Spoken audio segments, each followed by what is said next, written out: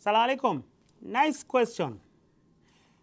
Kama umefunga, je, ukilia inavunja saumu?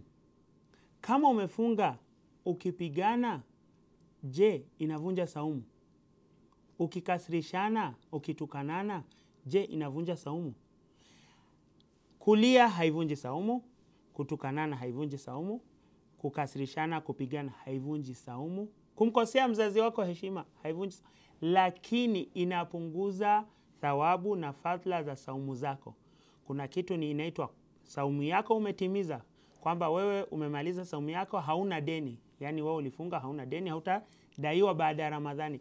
Na kuna kitu kwamba wewe ulikuwa unatakana upate 100% ya thawabu na fadhila za saumu za mwezi mtukufu. Hizo vitendo ambazo unazifanya zinapunguza thawabu na fadhila na daraja ya saumu yako ambaye unatakiwa uipate. Saumu yako iko sawa, lakini unakuwa umefanya makosa ambayo haitakiwi uifanye. Wassalamu alaikum.